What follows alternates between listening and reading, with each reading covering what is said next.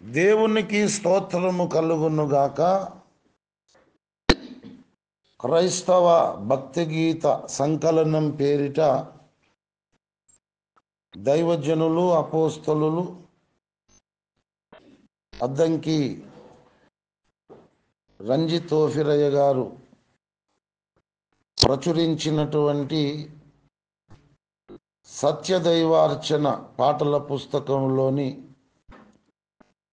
యాత్రికుడి పదధ్వనులు సెక్షన్లో నుండి 57వ పాట దైవజనులు అపోస్తలులు రంజిత్ తోఫిరయ్య గారు రాసినటువంటి అద్భుతమైనటువంటి ఆత్మాభిషిక్త గీతము 57వ పాట.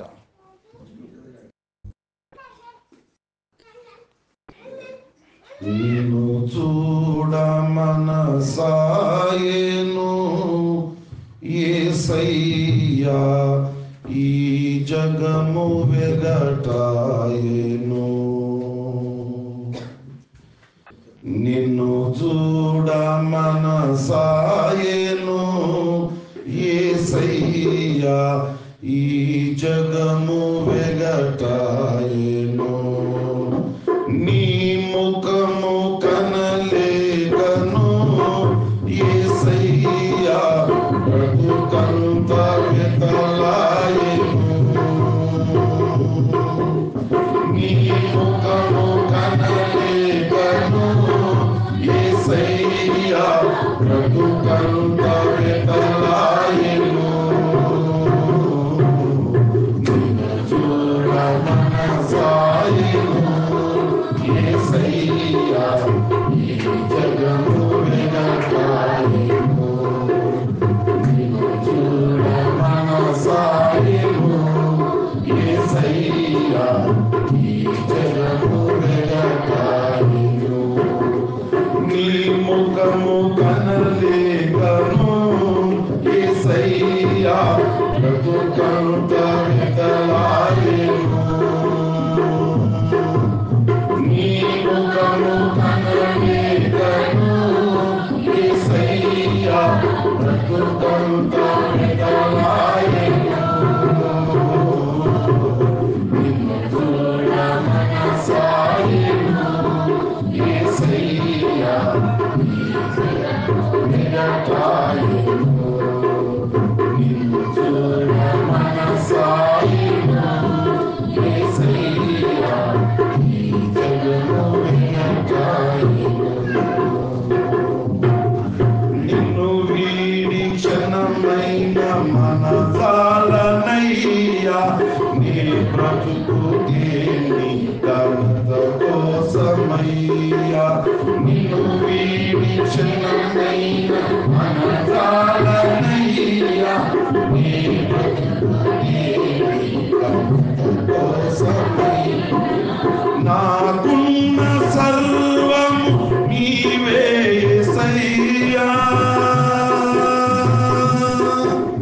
నాకున్న సర్వము నీవే యేసయ్యా.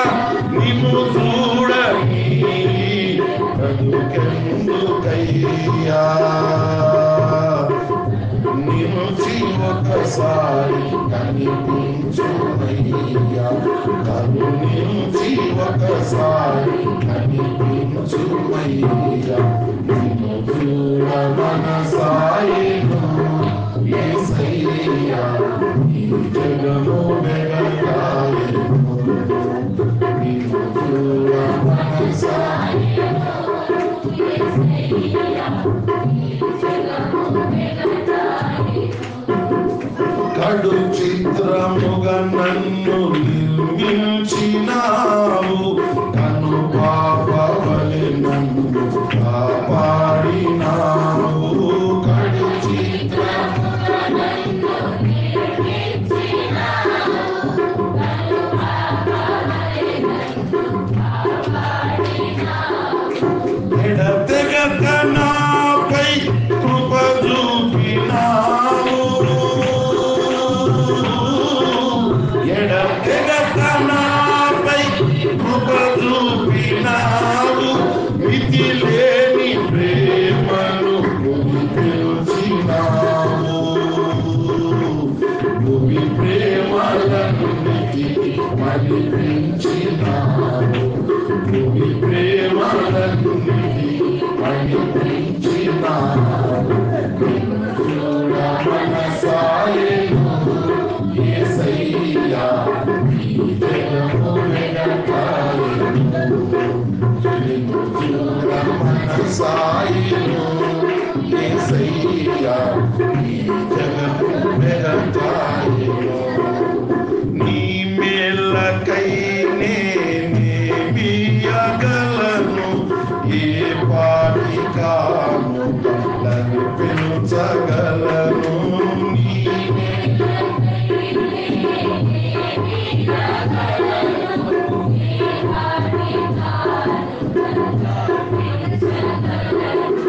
నీపై నీ ప్రేమతో హృది నిండే స్వామి,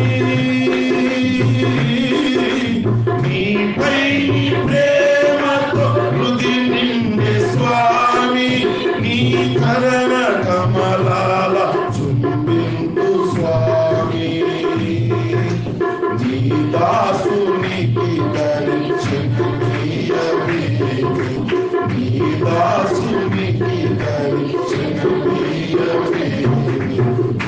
చూడ మనసాయను యేసయ్యా ఈ జగము వెనకాయను.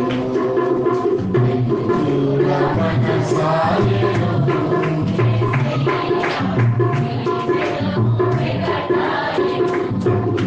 నిన్ను వీడి క్షణమైన మనజాలనయ్యా. నే బ్రతుకుతే నీ ఘనత కోసమయ్యా. నిన్ను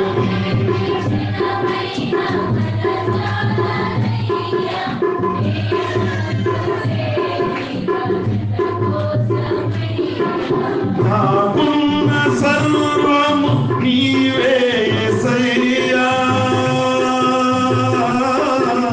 నాకున్న సర్వము నీవే యేసయ్యా.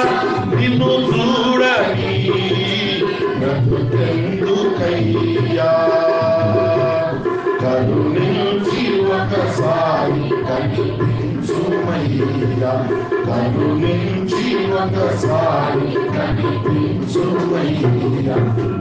చూడ మనసాయను యేసయ్యా ఈ జగము వెనకాయను.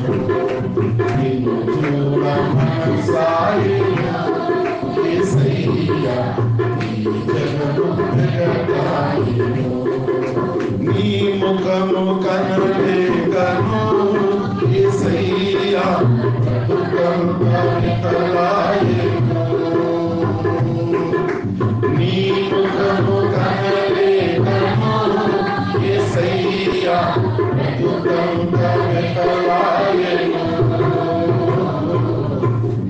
చూడ మనసాయను యేసయ్యా ఈ జగము వెనకాయను. చూడ మనసాయను వెనకాయను.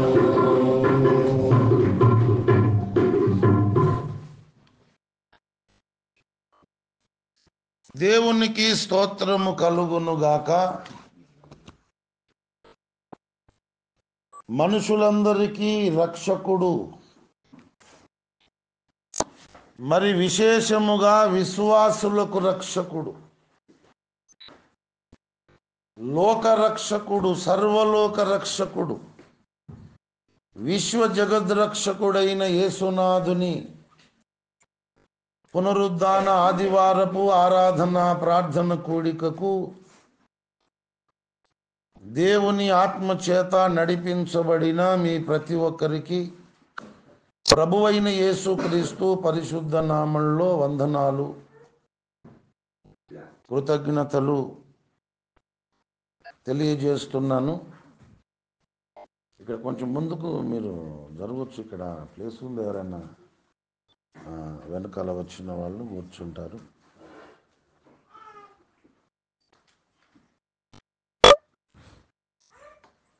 దేవునికి స్తోత్రము కలుగునుగాక. నేరుగా దేవుని పరిశుద్ధ వాక్యములో నుండి లూకా సువార్త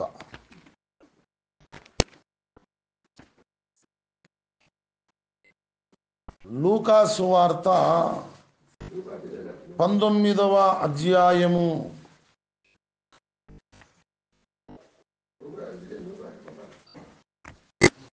19వ అధ్యాయము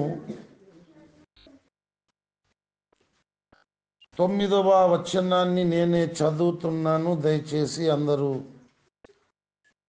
బైబిల్ తెరిచి చూడండి.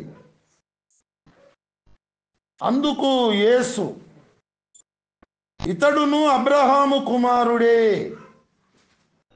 ఎందుకనగా నేడు ఈ ఇంటికి రక్షణ వచ్చి ఉన్నది.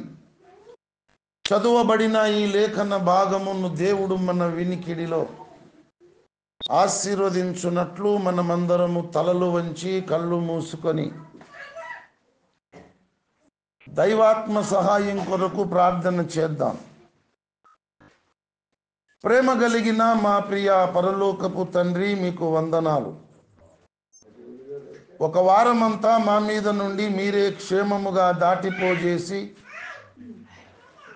మా జీవితములలో, మా బ్రతుకులలో మరొక పునరుద్ధాన దినమును గొప్ప ఈవిగా, వరముగా మీరే మాకు అనుగ్రహించి మమ్ములందరినీ మీ సన్నిధికి నడిపించి సకల ఐశ్వర్యములను మించినటువంటి అద్భుతమైన పరిశుద్ధమైన మీ పాద సన్నిధిలో మేము కనబడుటకు ఇట్టి గొప్ప భాగ్యము మాకు మీరు కలిగించినందుకు మీకు వందనాలు చెల్లిస్తున్నాను. పరిశుద్ధ ప్రభువా, ఇంతవరకు పాటల పరిచర్యలో అద్భుత రీతిగా మీరు మమ్మల్ని నడిపించినారు. ఈ సమయంలో వాక్య పరిచర్య చేయడానికి పరిశుద్ధాత్మ దేవుడా మీరే మాకు గురువుగా, బోధకుడవుగా, ఉపదేశకుడవుగా దిగి వచ్చి మా అందరి మనోనేత్రములను మీరే ముట్టి వెలిగించి మీ దర్శన భాగ్యము మాకు కలిగించి మా అందరితో మాట్లాడి మేము నడుచుకొనవలసిన మార్గము స్పష్టంగా మీరే మాకు చూపించుమని ప్రార్థిస్తున్నాము. మా అపరాధములు, మా నేరములు, మా దోషములు, మా అజ్ఞాన కృతములు, మా అక్రమములు, మా అతిక్రమములు, మా ద్వారా జరిగిన సకల దుష్కర్మ కార్యములన్నిటినీ దయతో క్షమించి మన్నించి మమ్ములందరినీ మీ శిలువ రక్తము చేత బాగుగా కడిగి శుద్ధీకరించి పరిశుద్ధాత్మ అభిషేకముతో మా ప్రతి ఒక్కరిని మీరే అభిషేకించి ఆత్మతో నింపి ఆత్మవశులనుగా చేసి మాకందరికి చక్కని ఏకాగ్రతను మీరే ప్రసాదించి అల్పుడైనటువంటి మీ దీనదాసుని, కేవలం నిష్ప్రయోజకుడైన మీ దీన సేవకుణ్ణి, ఎందుకు పనికిరాని మీ అయోగ్య దాసుని మీ శిలువ చాటున మీరే మరుగు చేసి మీ దాసుని అరకాలు మొదలుకొని నడినెత్తి వరకు పరిశుద్ధాత్మ అగ్ని చేత బాగుగా కాల్చి బంగారం వలె పుటము వేసి మీ దాసుని నోట నీ మాటలే ఉంచి నాతో, మాతో, మా అందరితో మీరే మాటలాడుమని యేసు పరిశుద్ధ నామంలో ప్రార్థించి స్తుతించి వేడుకొనుచున్నాను పరమ తండ్రి. ఆమేన్, ఆమేన్, ఆమేన్. ప్రభునందు నాకు అత్యంత ప్రియులారా, మన మనస్సు మారి మనము నూతన మగుట వలన రూపాంతరము పొందాలని దేవుడు ఆశిస్తున్నాడు. రోమా పత్రిక 12వ అధ్యాయము 2వ వచనం, మీరు ఈ లోక మర్యాదను అనుసరింపక ఉత్తమమును అనుకూలమును సంపూర్ణమునయ్యున్న దేవుని చిత్తమేదో పరీక్షించి తెలుసుకొనున్నట్లు మీ మనస్సు మారి నూతన మగుట వలన రూపాంతరము పొందుడి. మీ మనస్సు మారి నూతన మగుట వలన రూపాంతరము పొందుడి. మొట్టమొదట మనస్సు అనేది మారాలి. ఆ తరువాత నూతనత్వం అనేది మనకు వస్తుంది.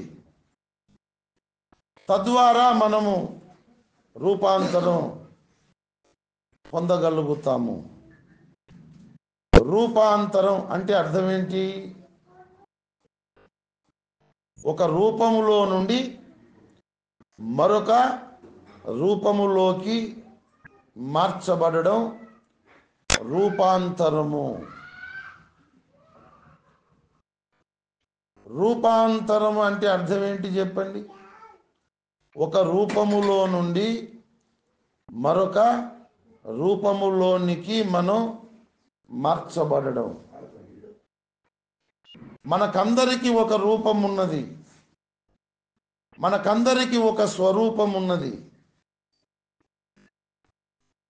మనకున్నటువంటి ఈ రూపము నుండి, మనకున్నటువంటి ఈ స్వరూపము నుండి మరొక రూపములోనికి, మరొక స్వరూపములోనికి మనము మార్పు చెందాలి. జాగ్రత్తగా శ్రద్ధతో మీరు ఆలకించి నేర్చుకోండి. మనకంటూ పుట్టుకతో ఒక రూపమున్నది, స్వరూపము ఉన్నది. అయితే మనము కలిగి ఉన్నటువంటి రూపము నుండి, మనము కలిగి ఉన్నటువంటి స్వరూపము నుండి మరొక రూపములోనికి, మరొక స్వరూపములోనికి మనము మార్చబడడమే రూపాంతరము. ఒక రూపములో నుండి మరొక రూపములోనికి మనం షిఫ్ట్ కావడం, ట్రాన్స్ఫర్ కావడం. ఒక రూపములో నుండి మరొక రూపములోనికి మనం మార్చబడడమే రూపాంతరము. ఈ భూమి మీద మనకు పుట్టుకతోనే ఒక రూపము వచ్చింది, పుట్టుకతోనే ఒక స్వరూపం మనం కలిగి ఉన్నాము. అయితే మనము ఏ రూపమునైతే కలిగి ఉన్నామో, ఏ స్వరూపమునైతే కలిగి ఉన్నామో, ఆ స్వరూపము, ఆ రూపము అంతరించిపోయి కనబడకుండా పోయి మనకున్నటువంటి రూపము నుండి, మనకున్నటువంటి స్వరూపము నుండి మరొక స్వరూపములోనికి, మరొక రూపములోనికి మనము షిఫ్ట్ కావాలి, ట్రాన్స్ఫర్ కావాలి, మార్చబడాలి. ఏంటి ఆ రూపము? ఏమిటి ఆ స్వరూపము? గలతీ పత్రిక 4వ అధ్యాయము 19వ వచనం. గలతీ పత్రిక 4:19. నా పిల్లలారా, క్రీస్తు స్వరూపము మీ యందేర్పడు వరకు మీ విషయమై మరలా నాకు ప్రసవ వేదన కలుగుచున్నది. 19వ వచనంలో నా పిల్లలారా అని దేవుడు మాట్లాడుతున్నాడు. ఇంతకు దేవుని పిల్లలెవరు? నా పిల్లలారా అని గలతీ పత్రిక 4:19వ వచనంలో దేవుడు మాట్లాడుతున్నాడు. నా పిల్లలారా. సృష్టిని బట్టి చూస్తే ఈ భూమి మీద ఉన్న వాళ్ళందరూ కూడా దేవుని పిల్లలే. మలాకీ ప్రవచన గ్రంథము 2వ అధ్యాయం 10వ వచనం ప్రకారం మనకందరికి తండ్రి ఒక్కడే కాడా, ఒక దేవుడే మనలను సృష్టింపలేదా? కలిగి ఉన్నదేదియు ఆయన లేకుండా కలుగలేదు, సమస్తమును ఆయన మూలముగా కలిగెను. మనకందరికి తండ్రి ఒక్కడే కాడా, ఒక దేవుడే మనలను సృష్టింపలేదా? సృష్టిని బట్టి భూమి మీద ఉన్నటువంటి వాళ్ళందరూ కూడా దేవుని పిల్లలే అని అర్థం తప్పకుండా వస్తుంది. అయితే ఇక్కడ నా పిల్లలారా అని దేవుడు మాట్లాడుతున్నది సృష్టిని బట్టి ఈ లోకములో దేవుడు కలగజేసిన పిల్లలు కారు. జాగ్రత్తగా వినండి.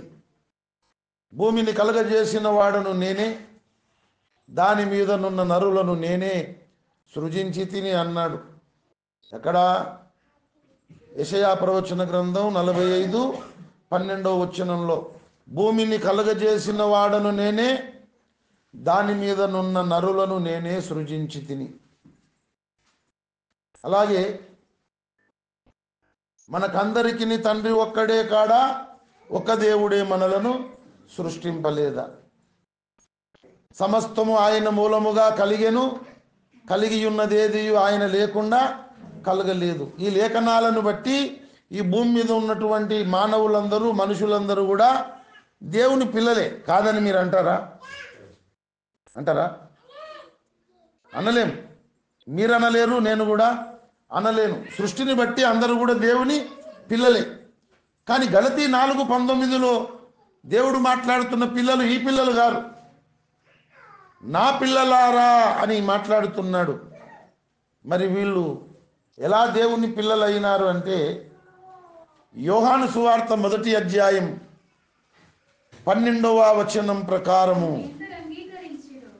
తన్ను ఎందరు అంగీకరించిరో వారికందరికి, అనగా తన నామమునందు విశ్వాసముంచిన వారికి దేవుని పిల్లల గుటకు దేవుడు అధికారము అనుగ్రహించను. అందరూ దేవుని పిల్లలేమి గారు. ఇక్కడ దేవుని పిల్లలు ఎవరు అంటే, దేవుని మూలముగా పుట్టినవారు అని 13వ వచనంలో చెబుతున్నాడు. చూడండి, వారు అంటే ఎవరు చెప్పండి? ఆ పైనున్న 12వ వచనంలో క్రీస్తును అంగీకరించిన వారు, క్రీస్తునందు విశ్వాసం ఉంచిన వారు, యేసును హృదయంలో చేర్చుకొని, యేసు రక్తంలో జన్మ కర్మ పాపాలు కడుక్కొని, నీటిలో ముంచడము బాప్తిజమము పొంది సంఘంలో చేర్చబడి దేవుని కుటుంబంలోకి ఎవరెవరైతే వచ్చారో వారు అన్నాడు కదా. యోహాను సువార్త 1:13 ఏమన్నాడు? వారు దేవుని మూలముగా పుట్టినవారే గాని రక్తము వలననైనను, శరీరేచ్ఛ వలననైనను, మానుషేచ్ఛ వలనైనను పుట్టినవారు కారు. అంటే భూమి మీద పుట్టే మనుషులందరూ ఎలా పుడుతున్నారు చెప్పండి? శరీరేచ్ఛ వలన పుడుతున్నారు, మానుషేచ్ఛ వలన పుడుతున్నారు. ఇంకా ఏమని చెప్పాడు అక్కడ? రక్తము వలన పుట్టుచున్నారు. ఇది భౌతిక సంబంధమైన ఈ భూప్రపంచంలో మానవుల కలయిక ద్వారా మనుషులు పుడుతున్నారు. శరీరేచ్ఛ, మానుషేచ్ఛ, రక్తము. ఇది సృష్టిని బట్టి భూమి మీద పుట్టే మానవుల పద్ధతి, మనుషుల పద్ధతి. ఆదాము తన భార్య అయిన హవ్వను కూడినప్పుడు ఆమె గర్భవతి అయి ఒక కుమారుణ్ణి కన్నది. అలాగే ఆదాము సంతతి, ఆదాము నుండి వచ్చిన మనుషులందరూ, మానవులందరూ కూడా పెళ్ళిళ్ళు చేసుకుంటున్నారు. ఎందుకంటే శరీరేచ్ఛలు ఉన్నాయి, మానుషేచ్ఛలు ఉన్నాయి, మరి రక్తం కూడా ఉంది కదా. ఏం చేస్తుంది రక్తం అంటే? ఉడుకు రక్తము ఉరకలు వేస్తుంది, పాపం చేయమని ఒత్తిడి చేస్తుందని ఆ సాయిలన్న రాశాడు. ఉడుకు రక్తం అట ఉరకలు వేస్తుందట, పాపము చేయమని ఒత్తిడి చేస్తుందట. ఎందుకు? రక్తం ఎర్రగా ఉంటుంది కదా. ఎందుకు ఉడుకు రక్తం ఉరకలు వేస్తుంది, పాపం చేయమని ఒత్తిడి ఎందుకు చేస్తుంది? ఆ ఉడుకు రక్తంలో పాప నియమం ఉన్నది గనక ఆ రక్తము పాపము చేయడానికి మనుషులను పురికొల్పుతుంది. శరీరేచ్ఛలు, మానుషేచ్ఛలు రక్తంలో ఉన్నటువంటి పాప నియమం. ఈ విధానముతో ఆదాము జాతి, ఆదాము సంతతి భూమి మీద పుడుతున్నారు, జన్మిస్తున్నారు. కానీ ఇక్కడ వేరే రకం పుట్టుక కనబడుతుంది. ఏంటది? వారు దేవుని మూలముగా పుట్టిన వారే గాని అన్నాడు. దేవుని మూలముగా పుట్టినటువంటి ఒక సంతతి, ఒక జాతి మనకు కనబడుతుంది. దేవుని మూలముగా పుట్టడం ఏంటి? క్రీస్తును హృదయంలో చేర్చుకొని, క్రీస్తునందు విశ్వాసం ఉంచి, క్రీస్తు శిలువలో కార్చిన రక్తంలో జన్మ కర్మ పాపాలు కడుక్కొని, నీటిలో ముంచడము, బాప్తిజమము పొంది సంఘంలో చేర్చబడడం, దేవుని కుటుంబంలోకి రావడం. వీళ్ళు ఎలా పుడుతున్నారు చెప్పండి? దేవుని మూలముగా పుడుతున్నారు. ఇప్పుడు మనం ఎవరి మూలముగా పుట్టాము చెప్పండి? మనము దేవుని మూలముగా పుట్టినాము. దేవుని మూలముగా మనం పుట్టాలంటే దేవుడు ఏం చేయాలి మనల్ని చెప్పండి? దేవుని మూలముగా మనము పుట్టాలంటే, జన్మించాలంటే దేవుడు ఏం చేయాలి? Simple logic. దేవుని మూలముగా మనం పుట్టాలంటే దేవుడు మనల్ని కనాలి. యాకోబు రాసిన పత్రిక 1వ అధ్యాయం 18వ వచనం.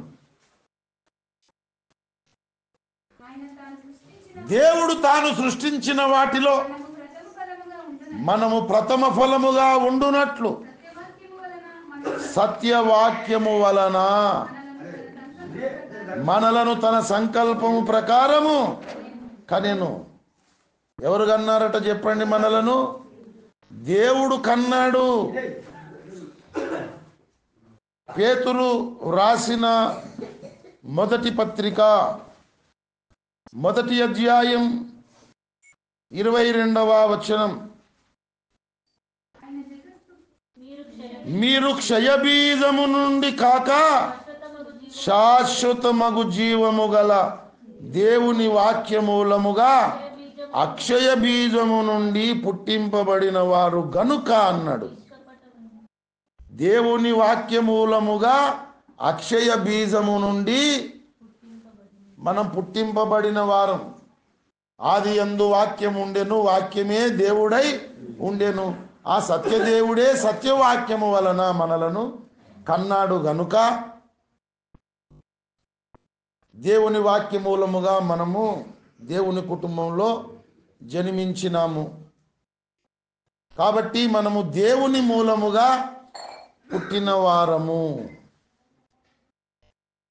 దేవుని మూలముగా ఎంతమంది అయితే పుడుతున్నారో వారు మాత్రమే దేవుని పిల్లలగుటకు దేవుడు అధికారము అనుగ్రహించినాడు. ఇక్కడ దేవుని పిల్లలు అంటే రక్షణ పొందిన వారు. సత్యవాక్యము వలన దేవుడు కన్నా దేవుని పిల్లలు, దేవుని వాక్య మూలముగా అక్షయ బీజము నుండి పుట్టింపబడిన వారు, తిరిగి జన్మించిన వారు. దేవుడే తిరిగి జన్మింపజేశాడు. పేతురు రాసిన మొదటి పత్రిక మీరు చూడండి, మొదటి అధ్యాయము.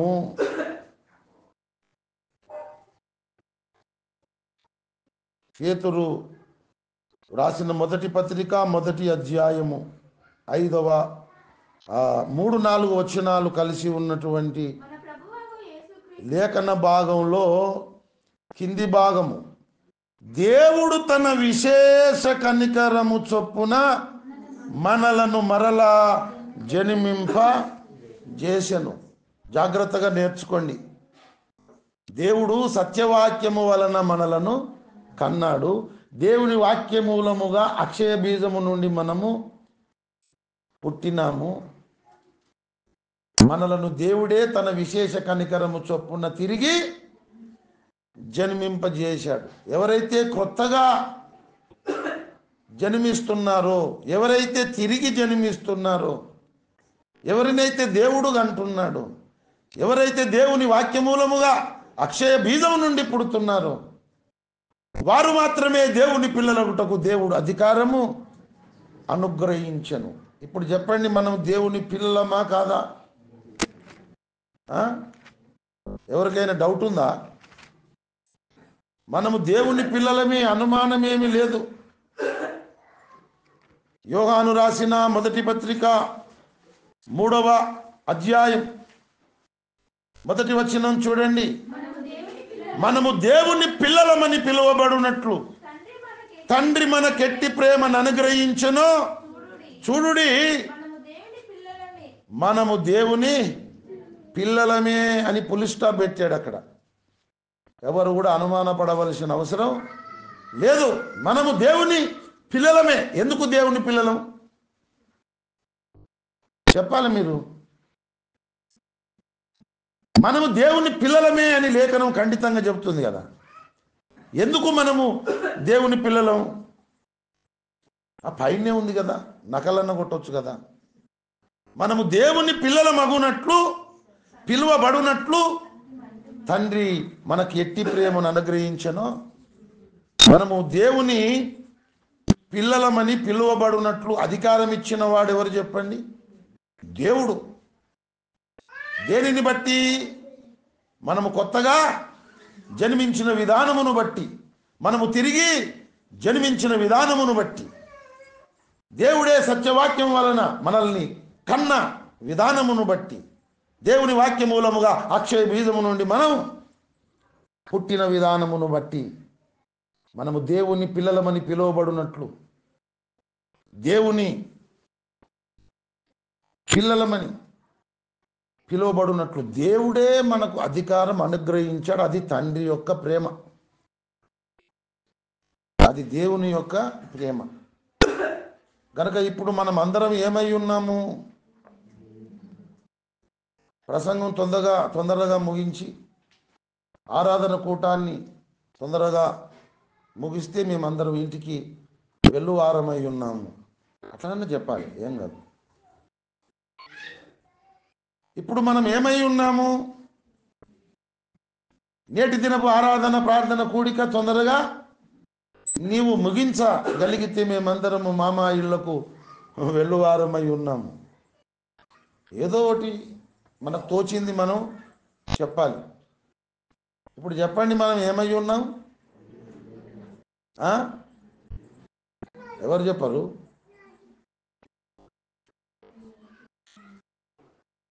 ఇప్పుడు మనం ఏమై ఉన్నామంటున్నా? మనం పక్కా దేవుని పిల్లలమై ఉన్నాం. నిర్ద్వందంగా మనమందరము దేవుని కుమారులము కుమార్తెలమై ఉన్నాం. ఎవరికైనా డౌట్ ఉందా? ఎవరికి డౌట్ లేదు కదా. ఇప్పుడు చెప్పండి, మనము దేవుని పిల్లలం. ఈ దేవుని పిల్లలలో కూడా మనం పెద్ద పిల్లలం కాదు, మనము చిన్న పిల్లలము. మనం చిన్న పిల్లలం. యోహాను రాసిన మొదటి పత్రిక 2వ అధ్యాయం 1వ వచనం చూడండి. నా చిన్న పిల్లలారా అన్నాడు. చూడండి, మనము దేవుని పిల్లలమే కానీ పెద్ద పిల్లలమైతే ఇంకా కాలేదు. మనం అందరం ఇంకా చిన్న పిల్లలమే. చిన్న పిల్లలమైనటువంటి మనలో క్రీస్తు స్వరూపము ఏర్పరచబడాలి. అది గలతీ పత్రిక 4:19. నా పిల్లలారా అన్నాడు. నా పిల్లలారా, క్రీస్తు స్వరూపము మీ అందర్పడు వరకు మీ విషయమై మరలా నాకు ప్రసవ వేదన కలుగుచున్నది. అసలు పిల్లలు అంటే అర్థం ఏంటి చెప్పండి? పిల్లలు అంటేనే చిన్నవారని అర్థం, అవునా కాదా? ఎవరిని పిల్లలు అంటాం మనం? ఇప్పుడు అక్కడ పాట నేర్చుకుంటున్నారు, కంఠత వాక్యాలు నేర్చుకుంటున్నారు కదా, వాళ్ళని ఏమంటాం మనం? పిల్లలు అంటాం. మరి అక్కడ అవని ఉంది, ఇక్కడ మరి ఏం పేరు నీ పేరు? దర్శిని. దర్శిని కదా, ఓకే. అక్కడ పిల్లలు ఉన్నారు. వాళ్ళు పిల్లలని మనం ఎందుకు పిలుస్తున్నాం? వాళ్ళు పిల్లలు కనుకనే వాళ్ళను పిల్లలు అంటున్నాం. మరి ఇక్కడ అవని ఉంది, దర్శిని ఉంది, వీళ్ళు కూడా పిల్లలే, కానీ వీళ్ళు చిన్నపిల్లలు. పసిపిల్లలు అంటే ఇక అప్పుడే పుట్టిన వాళ్ళు, ఇంకా 21 దినం కాకపోతే వాళ్ళు పసిపిల్లలు. వీళ్ళు పసిపిల్లలేమి కాదు, వీళ్ళేమో చిన్నపిల్లలు, వాళ్ళేమో పిల్లలు. ఇంకా తొట్టెల్లో ఉయ్యల్లో ఊగేవారు పసి పిల్లలు. దేవుడు మనలను పిల్లలు అంటున్నాడు, తర్వాత చిన్న పిల్లలు అంటున్నాడు, పసిపిల్లలు కూడా అంటున్నాడు. తెలుసా మీకు? తెలుసా తెలియదా? పసిపిల్లలు కూడా అని అంటున్నాడు మనల్ని దేవుడు. 1 కొరింథీ పత్రిక 3వ అధ్యాయం, 1 కొరింథీ పత్రిక 3వ అధ్యాయము 1వ వచనం, సహోదరులారా, ఆత్మ సంబంధులైన మనుషులతో మాట్లాడినట్లు నేను మీతో మాట్లాడలేకపోతిని. శరీర సంబంధులైన మనుషులే అనియు క్రీస్తునందు పసిబిడ్డలే అనియు మీతో మాట్లాడవలసి వచ్చెను. ఎన్ని పేర్లు ఉన్నాయో చూడండి మనము పసిపిల్లలము, రెండవది చిన్నపిల్లలం, మూడవది పిల్లలం. ఎటు పెట్టి చూసినా పిల్లలమే కానీ ఇంకా పెద్దోళ్ళమైతే కాలేదు. మరి పెద్దోళ్ళం కావాలంటే క్రీస్తు స్వరూపము మన యందు ఏర్పడాలి. అది పాఠం. అందుకే దేవుడు పసిబిడ్డలు అని మనల్ని పిలుస్తున్నాడు, పిల్లలారా అని పిలుస్తున్నాడు, నా చిన్న పిల్లలారా అని కూడా పిలుస్తున్నాడు. యేసుప్రభు శిష్యులు ఉన్నారు కదా, అపోస్తలులు. యేసుప్రభు తిరిగి లేచిన తర్వాత వాళ్లకు ప్రత్యక్షమయ్యాడు. వాళ్ళందరూ చేపలు పట్టడానికి వెళ్ళారు, చేపలు పడడం లేదు. యేసుప్రభు తిరిగి లేచిన తర్వాత యేసుప్రభు అక్కడికి వచ్చాడు, పునరుద్ధానుడైన యేసు. అటువైపు వల వేయమని చెప్పాడు, వల వేశారు, చేపలు చాలా పడ్డాయి. అక్కడ ఆ చేపలు కాల్చి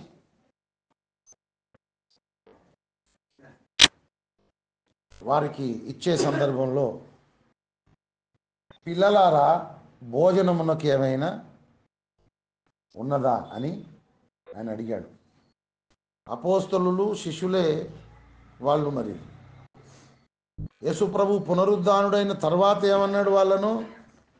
పిల్లలారా, భోజనమునకు ఏమైనా ఉన్నదా అని అడిగినటువంటి పరిస్థితి మనకు కనబడుతుంది. పసిబిడ్డలు,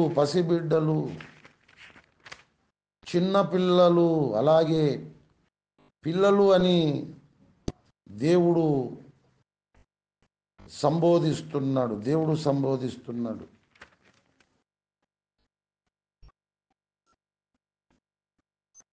యోహాను సువార్త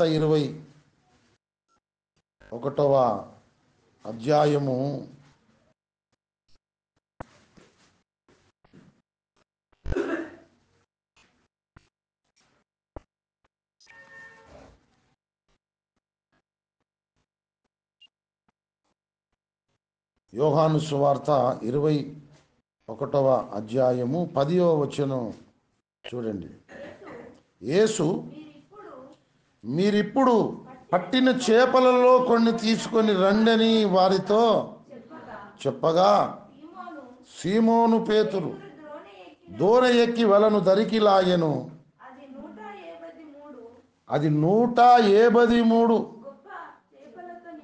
గొప్ప చేపలతో నిండి ఉండెను. అప్పటిదాకా చేపలు వాళ్ళకు పడలేదు.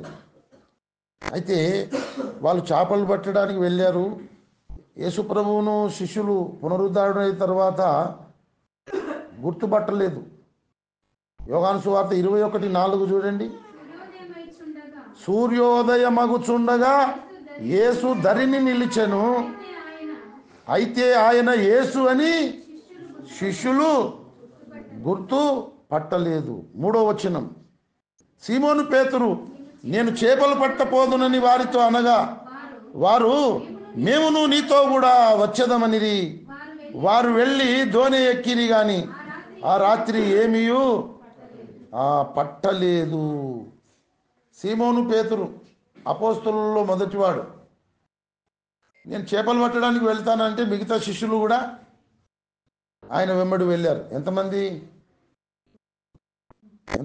చేపలు కాదు నేను అడిగేది, మనుషులు.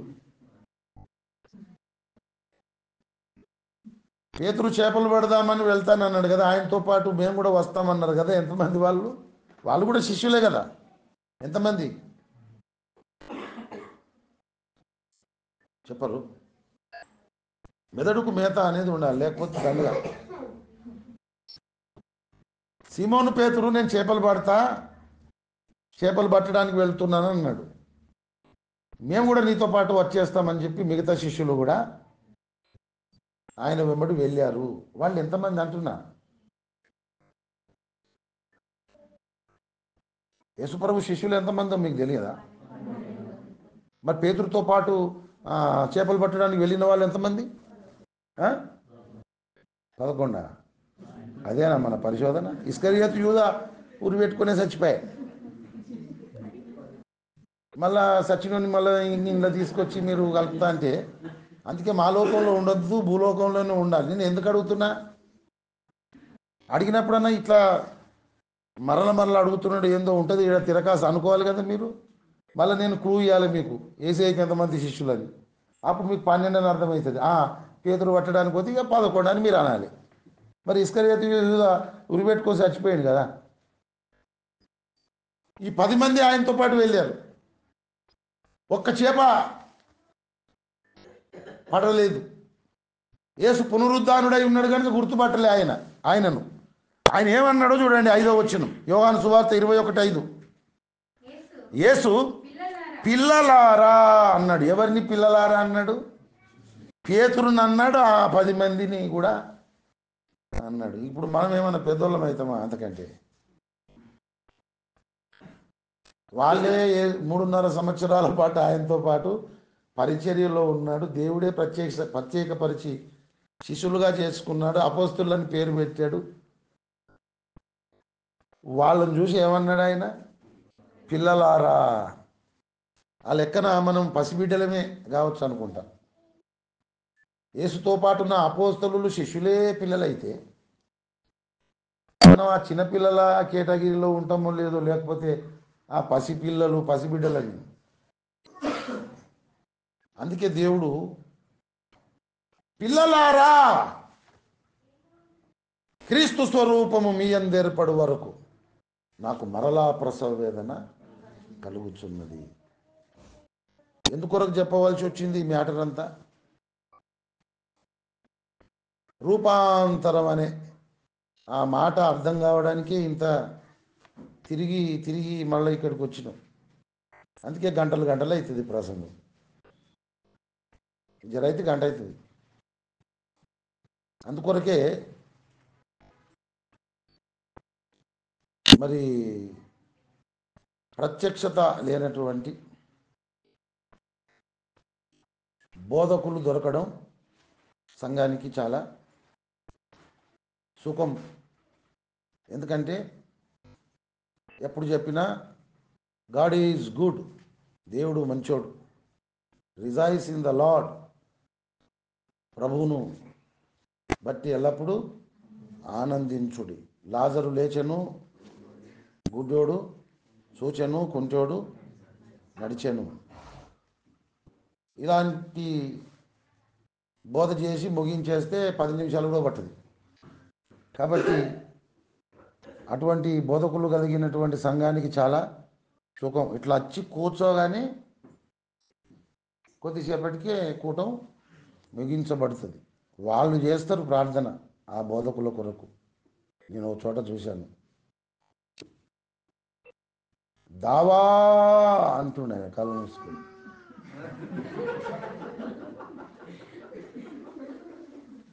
దేవా అనాలి కదా. చాలా ముదిరిపోయిన క్రైస్తవుడు ఆయన, ఎప్పటి నుంచో. దావా మాకు మంచి పాస్టర్ ఇచ్చినవుతాను. ఎందుకు? చిట్టి రాసిస్తే చాలు. 10 నిమిషాలంటే 10, 15 అంటే 15. ఎందుకు తమ్మి? ఈ 10 కూడా ఎక్కువనే. ఇంకా నేను 2 నిమిషాల ముందుగానే సుధరాంచుకుంటా అంటాడు. అందుకొరకే ఆయన దేవా అనేది పోయి దావాని దీర్ఘం తీసి మంచి అన్నాడు. ఇంకా ఎప్పుడు నేను ఆడనే ఉన్నా. మంచి అంటే ఎప్పుడు చీ అంటాడో అని చెప్పి అనిపించింది. మీరు ఎప్పుడన్నా నా కొరకు చేసిరా? అట్లా చేసిరా? చెయ్యలే. ఎందుకు తెలుసా? మీ లోపల గుట్టు నాకు తెలుసు. మంచోడు కాదు ఆయన, బోధకుడు కాదు బాధకుడు. 2 గంటల వాక్యం చెప్పుడు. ఎంతసేపు అన్ని మేము కూర్చోవాలి? మన అనుభవాలన్నీ పోతున్నాయి, కాళ్ళని కుదురుతున్నాయి. ఏదో ప్రార్థన అంటే అట్లా వచ్చి ఇట్లా పోయినట్టు ఉండాలి, కానీ అనే పతకపోయినట్టు ఉండడం ఏంది అని ఎవ్వరు కూడా అట్లా చేస్తలేరు. నేను ఒక్క ఆయన చేసిన ప్రార్థన నేను చూసిన, విన్నా. అబద్ధమైతే చెప్తలేను, వాస్తవమే. వాస్తవానికి ఆయన మంచి పాస్టరే. మరి మంచి పాస్టరే. ఎంత అంటే అంత. విశ్వాసులు ఎంత అంటే గంతనే తప్ప అట్లా కాదు అని మాత్రం ఆయన అన్నాడు. అంత మంచి పాస్టర్. అటువంటి వాళ్ళకి అటువంటి ప్రార్థన దొరుకుతుంది సంఘం నుండి.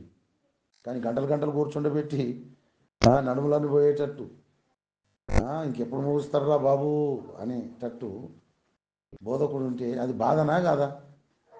కొందరికేమో బోధకులు దొరుకుతారు, కొందరికేమో బాధకులు దొరుకుతారు. మరి బాధకులు దొరికిన వారు సుఖపడరు, కానీ బోధకులు దొరికిన వారు సుఖపడతారు. ఇక్కడ రూపాంతరం అనే మాటను బట్టి మనం నేర్చుకున్నాం. రూపాంతరం అంటే ఒక రూపంలో నుండి, ఒక స్వరూపంలో నుండి మరొక రూపంలోకి, మరొక స్వరూపంలోకి మనం మార్చబడడం, షిఫ్ట్ కావడం అన్నమాట. మనకంటూ ఒక రూపం ఉన్నదా లేదా? మనకంటూ ఒక స్వరూపం అనేది ఉన్నదా లేదా? కానీ మనము క్రీస్తు స్వరూపంలోనికి మార్పు చెందాలి, మార్చబడాలి. అంటే అంతకుముందు మనము నూతనము కావాలి. రూపాంతరము పొందక మునుపు మనం నూతనము కావాలి. నూతనము కాక మునుపు మన మనస్సు మారాలి. మనస్సు మారి నూతన మగుట వలన రూపాంతరము పొందుడి. రూపాంతరము పొందాలంటే మన రూపములో నుండి క్రీస్తు స్వరూపములోనికి మనం రావాలంటే మనము నూతనము కావాలి. నూతనము కావాలంటే మన మనస్సు మారాలి. మనస్సు మారి ఒకటి, నూతన మగుట వలన రెండు, రూపాంతరం పొందుడి. ఇప్పుడు చెప్పండి, మనస్సు మారుట వలన మనలో ఏ కార్యం జరుగుతుంది? మనము నూతన మగుతాము. నూతన మగుట వలన మనం ఏమి చెందుతాము? రూపాంతరం చెందుతాము. మరి మనస్సు మారాలంటే ఎలా మారుతుంది? మనస్సు మారాలంటే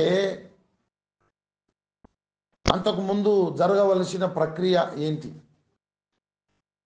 మనస్సు మారాలంటే మనము మారు మనస్సు పొందాలి. మారు మనస్సు పొందాలి అంటే మనసు మారుట, ఈ రెండు ఒకటి కావు. మారు మనసు పొందినప్పుడెల్లా నీ మనస్సు మారుతుంది. ఇది బాగా గుర్తుపెట్టుకోండి, జ్ఞాపకం పెట్టుకోండి.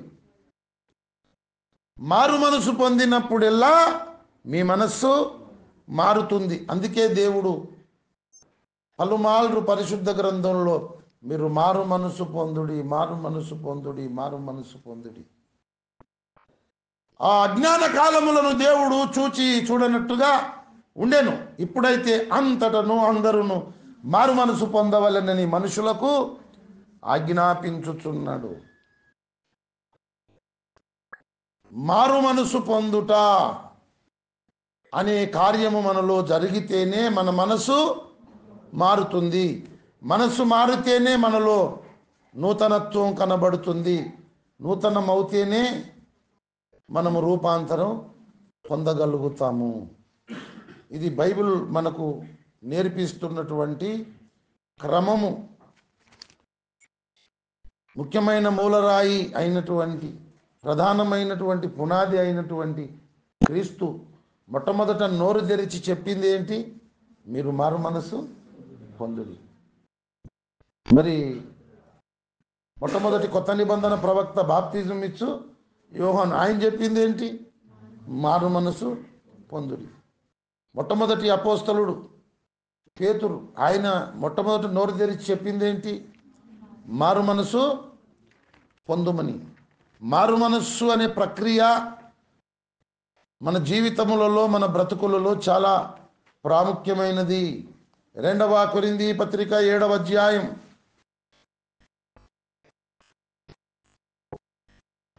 9వ వచనం, వారు దుఃఖపడిరని మీరు దుఃఖపడితిరని సంతోషించుట లేదు గాని మీరు దుఃఖపడి మారు మనసు పొందితిరని ఇప్పుడు సంతోషించుచున్నాను. దేవునికి ఎప్పుడు సంతోషం? మారు మనసు పొందితేనే సంతోషం. ఎలయనగా ఏ విషయంలోనైనను మా వలన మీరు నష్టము పొందకుండుటకై దైవ చిత్తానుసారముగా దుఃఖపడితిరి. దైవ చిత్తానుసారమైన దుఃఖము రక్షణార్థమైన మారు మనసును కలగజేయును. నా వల్ల తప్పు జరిగింది, నా వల్ల పొరపాటు జరిగింది, నా వల్ల పాపము జరిగింది, అయ్యో నేనెంత దౌర్భాగ్యుడిని అని పశ్చాత్తాపపడి దుఃఖపడి ఎవరైతే మారు మనసు పొందుతారో, అలా మారు మనసు పొందినప్పుడల్లా వారి మనసు మారుతుంది. నా వల్ల తప్పు జరిగింది, పొరపాటు జరిగింది, నేను పాపము చేశాను దేవునికి విరోధంగా, అయ్యో నేనెంత దౌర్భాగ్యుడనని గుండె బాదుకొని దుఃఖపడి పశ్చాత్తాపపడి ఇక మీదట ఈ పొరపాటు, ఈ తప్పు, ఈ పాపం, దీని జోలికే నేను వెళ్ళను, నాకు జయమును అనుగ్రహించు, మారు మనసు దయచేయమని ఎవరైతే మారు మనసు పొందుతారో, అలా మారు మనసు పొందినప్పుడెల్లా మనస్సు మారుతుంది. మనస్సు మారినప్పుడెల్లా మనము నూతన పరచబడతాము. నూతన పరచబడుతున్నప్పుడెల్లా మనము రూపాంతరం చెందుతాము. ఆ రూపాంతరము పేరే క్రీస్తు స్వరూపము మన యందు ఏర్పడి క్రీస్తునకు కలిగిన సంపూర్ణతకు సమానమైన సంపూర్ణత మనము కలిగి ఉండి మనము సంపూర్ణుల మగుట. కనుక ఇవి చక్రాలు అన్నమాట. ఇప్పుడు మోటార్ సైకిల్కి వేరే ట్రాక్టర్ ఇంజన్ కానీ కారు కానీ దాని సిస్టము ఎట్లుంటుందో తెలుసా? మెకానిక్ షాప్లో విప్పినప్పుడు నేను చూశాను. ఫస్ట్ పెద్ద చక్రం ఉంటుంది, దాని మీద ఇంకో చక్రం, దాని మీద ఇంకో చక్రం ఉంటుంది. అన్నీ ఘాట్లు ఉంటుంది. అది ఒకటేమో మెల్లగా ఇట్లా తిప్పుకుంటూ వస్తే ఇంకో దానిలో పడి అది ఎక్కువ ఇంకోటి ఎక్కువ అట్లయితేనే బండి ముందు పోతుంది. చూసారా మీరు? 4-5 ఉంటాయి. అట్లయితేనే బండి ముందుకు వెళ్తుందన్నమాట. అటువంటి చక్రం లాంటిదే ఇది. మనము తప్పు చేసినప్పుడు, పొరపాటు చేసినప్పుడు, మన ద్వారా దేవునికి విరోధంగా పాపం చేశామనే ఆ పరిస్థితి ఉన్నప్పుడు మనం దుఃఖపడి పశ్చాత్తాపడి మారు మనసు పొందాలి. ఇదొక చక్రం. దాని మీద ఇంకోటి ఉంటుంది. ఈ మారు మనసు నువ్వు పొందినప్పుడు ఈ పైన చక్రం కూడా కదులుతుంది. ఎందుకంటే నీ మనసు మారుతుంది. దాని మీద ఇంకో చక్రం ఉంటుంది. నీ మనసు మారినప్పుడల్లా నువ్వు నూతన పరచబడతావు, అది కదులుతుంది. నువ్వు నూతన మగిన తరువాత దాని మీద ఇంకో చక్రం, నూతన మగుట వల్ల నువ్వు రూపాంతరం పొందుతావు. నువ్వు ఏ వెహికల్ కానీ అది ఇట్లా రన్ అవుతుంటేనే అది బండి ముందుకు వెళ్తుంది. ఫస్ట్ చక్రం అనేది కదలకపోతే మిగతా 3 చక్రాల మీద తిరుగుతాయి. అవి తిరిగాయి, అసలే తిరుగు. కనుక ఇక్కడ మారు మనసు అనేది ప్రాముఖ్యం. మారు మనసు ఉంటేనే మనసు మారుతుంది. మనసు మారితేనే నూతన పరచబడతాం. నూతన పరచబడితేనే రూపాంతరం అనేది మనం పొందగలుగుతాము. ఈ సిస్టము బైబిల్ మనకు చూపిస్తుంది. మనం సంపూర్ణులం కావాలంటే ఈ సిస్టమ్ ద్వారానే కాగలుగుతాము.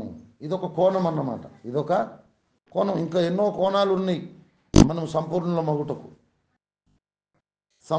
మగుటకు ఎన్నో కోణాలు. అందులో ఇదొక ప్రాముఖ్యమైన ప్రధానమైనటువంటి కోణము. అయితే ఈ ప్రక్రియ జక్కయ్య జీవితంలో జరిగింది. లూకాసు వార్త 19వ అధ్యాయము 9వ వచనము చూడండి. అందుకు యేసు, ఇతడును అబ్రహాము కుమారుడే, ఎందుకనగా నేడు ఈ ఇంటికి రక్షణ వచ్చి ఉన్నది. ఈ మాట ఆ చెట్టు కిందికి వెళ్ళి, మేడి చెట్టు మీద కూర్చున్నటువంటి జక్కయ్యను త్వరగా దిగుము అని చెప్పినప్పుడు ఈ మాట ఆయన చెప్పలేదు. చెప్పాడా? ఏమన్నాడు చెప్పండి? నేడు నేను నీ ఇంట ఉండవలసి ఉన్నది అన్నాడు. కానీ నీవు కూడా అబ్రహాము కుమారుడవే, ఎందుకంటే నేడు నీ ఇంటికి రక్షణ వచ్చి ఉన్నదని మేడు చెట్టు దగ్గర ఆయన చెప్పలేదు. లూకాసు వార్త 19వ అధ్యాయము 4వ వచనం చూడండి.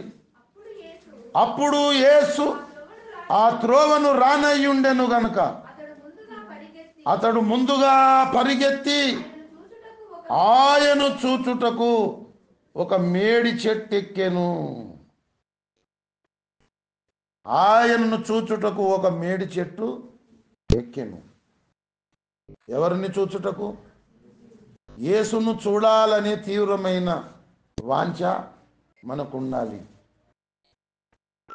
తీవ్రమైన కోరిక మనకు ఉండాలి. ఎవరిని చూడాలని? యేసును చూడాలని తీవ్రమైన కోరిక మనకు ఉండాలి. ఎందుకో తెలుసా? యేసును మనం చూసినప్పుడు ఆయన ముఖకాంతిలో మన రహస్య పాపాలన్నీ కనబడుతాయి. 90వ కీర్తన 8వ వచనం మీరు చూడండి. 90వ కీర్తన 8వ వచనం. మా దోషములను నీవు నీ ఎదుట ఉంచుకొని ఉన్నావు, నీ ముఖకాంతిలో మా రహస్య పాపములు కనబడుచున్నవి. ఎవరి ముఖకాంతిలో? దేవుని ముఖకాంతిలో, యేసు క్రీస్తు ముఖకాంతిలో ఏం కనబడతాయి? మన రహస్య పాపాలన్నీ కనబడుతాయి. కాబట్టి యేసును చూడాలనే మనసు మనకు ఉండాలి, యేసును చూడాలనే ఆశ మనకు ఉండాలి. ఇప్పుడు జక్కయ్య ఎవరిని చూడాలనుకున్నాడు? యేసును చూడాలనుకున్నాడు. మేడి చెట్టు ఎక్కాడు. సరాసరి యేసు మేడి చెట్టు కిందికే వచ్చాడు. జక్కయ్య త్వరగా దిగుము, నేడు నేను నీ ఇంట ఉండవలసి ఉన్నదన్నాడు. జర్రున జారాడు, ఆలస్యం చేశాడు. ఆయన త్వరగా దిగి సంతోషముతో యేసుక్రీస్తు ప్రభువును తన ఇంటికి తీసుకొని వెళ్ళాడు. ఇక్కడ ఒక విషయం మీరు గ్రహించండి. యేసు ప్రభువును సంతోషంతో ఇంటికి తీసుకొని వెళ్ళాడు. కుర్చీ వేశాడు, గౌరవించి కుర్చీ మీద ఆయనను కూర్చోమన్నాడు. ఆ తరువాత ఆయన ఆ బెడ్రూమ్లోకి ఎందుకు వెళ్ళాడు? అక్కడ 2 ఇనుప బీరువాల నిండా నింపబడిన నోట్ల కట్టలన్నీ తీసుకొచ్చి ఎందుకు ఆయన పాదాల దగ్గర పోశాడు. బంగారం, వెండి, ధనము, నోట్ల కట్టలన్నీ. యేసుప్రభు వచ్చి ఇంట్లో కూర్చోగానే అతని ఇంట్లో ఉన్నటువంటి బంగారము, వెండి, ధనము, నోట్ల కట్టలన్నీ తీసుకొచ్చి యేసయ్య పాదాల దగ్గర రాశిగా పోసి యేసుప్రభుతో ఒక మాట చెబుతున్నాడు. నా ఆస్తిలో సగం బీదలకు ఇచ్చుచున్నాను, మిగతాది ఎవరి దగ్గరనైనా నేను అన్యాయంగా తీసుకుంటే వాళ్లకు 4 అంతలు ఇస్తాను. ఇలా చెయ్యమని యేసయ్య చెప్పాడా? చెప్పాడా? యేసును చూడాలనే ఆశ కలిగింది. యేసును ఆయన చూడగానే ఆయన రహస్య పాపాలు ఆయన కనబడ్డాయి. అంతకుముందు పక్కింటోని పానం పోతుందంటే ఒక 10,000 ఇవ్వమని వాళ్ళు కాళ్ళ వేళ్ళబడి బతిలాడిన ఇంటిలో నుండి వాళ్ళను త్రోసేసి తలుపులు బిగించుకునేవాడు. ఎవరికి 1 రూపాయి కూడా సహాయం చేసేవాడు కాదు. తల్లిదండ్రులు ఆయన పుట్టినప్పుడు ఆయనకు జక్కయ్య అని కావొత్తు పెట్టారు పేరు. కానీ ఏ ఒత్తు లేకుండానే సమాజం పెట్టిన పేరు పాపి.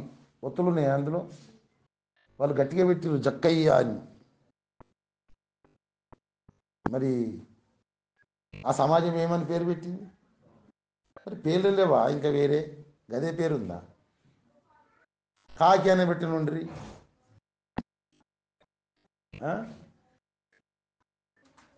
కాకి అనే పేరు కూడా ఎందుకు పెట్టలేదు తెలుసా?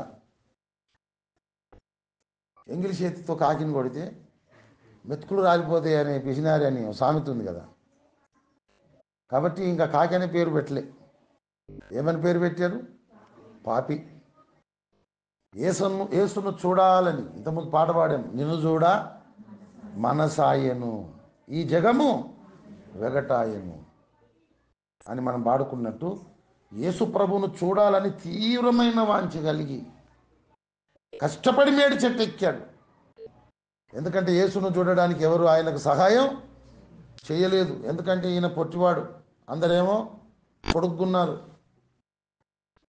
ఎవరు భుజాలు పట్టుకొని ఎక్కి చూద్దామన్నా అందరు ఈసడించుకున్నారు. ఎందుకంటే ఎవరికి ఉపయోగపడలేదు కదా. అందుకే కష్టపడి మేడి చెట్టు ఎక్కాడు. యేసయ్యను ఎప్పుడైతే చూశాడో ఆయన ముఖకాంతిలో ఈయన పాపం అనేది కనబడింది. పక్కోటి పానం పోతుందంటే 10 రూపాయలు సహాయం చేయలేని ఈ పిసినారితనం నా పాపం అనుకున్నాడు. ధనరాశులన్నీ తీసుకొచ్చి ఆయన దగ్గర పోసి సగం బీదలకు పంచి పెడతానన్నాడు. అన్యాయంగా తీసుకున్న వాళ్లకు 4 అంతలు ఇస్తానన్నాడు. జక్కయ్య మరి నువ్వెలా బతుకుతావు అంటే ఆయన చెప్పింది ఏమిటంటే, నాకు నువ్వుంటే చాలు. అప్పుడు అన్నాడు ఆయన, ఇతడును అబ్రహాము అంటే పరలోక రాజ్యానికి ఇతడును వారసుడే, ఎందుకంటే ఈ ఇంటికి రక్షణ వచ్చేసింది అన్నాడు. అంటే మార్పు అనేది, మారు మనసు అనేది చాలా ప్రాముఖ్యం.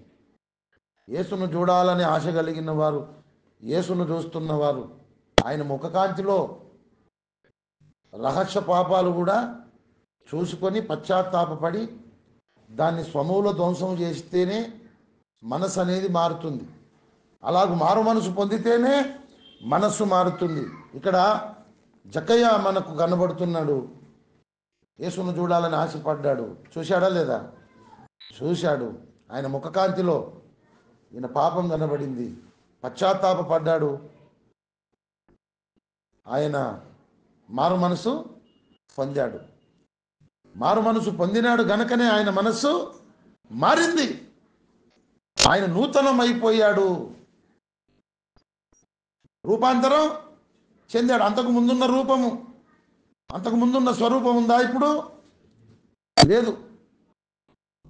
పక్కవాడి పానం పోతుందంటే 10,000 ఇవ్వనోడు కోట్ల రూపాయలు పెట్టుకొని ఆ కోట్లని తెచ్చి బీదలకు పంచి పెడతా, ఇంకా అన్యాయం చేసిన వానికి 4 గంటలు ఇస్తానంటే మనిషి కొత్తగా అయినా లేదా? మార్పే నూతనత్వం. మనం మారు మనసు పొందకపోతే, మనసు మారకపోతే నూతనత్వం అనేది మనలో కనబడదు, నవీన స్వభావం అనేది మనలో ఉండదు. రూపాంతరము పొంది సంపూర్ణం కావడానికి అవకాశమే ఉండదు. కాబట్టి ఏం చేయాలి? మనం మన తప్పులు, పొరపాట్లు, పాపాలన్నీ కూడా యేసయ్య ఒక కాంతిలో చూసుకోవాలి. పశ్చాత్తాపడి దుఃఖపడి మారు మనసు పొందాలి. అప్పుడు మన మనస్సు మారుతుంది, మనము నూతనం అవుతాం, మనము రూపాంతరం చెంది సంపూర్ణం అవుతాం. అటువంటి దిశలో మన ఆధ్యాత్మిక యాత్రను మనం ముందుకు కొనసాగించుకోవాలి, సంపూర్ణం కావాలి. దేవుడు మనకందరికీ కావలసిన పరిశుద్ధాత్మ నడిపింపు, జ్ఞానమును, ప్రత్యక్షతయు గల మనస్సు మనకందరికీ దయచేయునుగాక. అందరూ మోకరించండి, తలలు వంచి కళ్ళు మూసుకోండి. దేవుడు పంపిన వాక్యోపదేశం మన జీవితములకు, మన బ్రతుకులకు అన్వయించుకొని, దేవుడు పంపిన వాక్యము అనే ఉదకము ద్వారా మనమందరము పవిత్ర స్నానం చేద్దాం. యోగ్యముగా మనమందరము దేవుని విందుశాలలో మనము ప్రవేశించుదాం.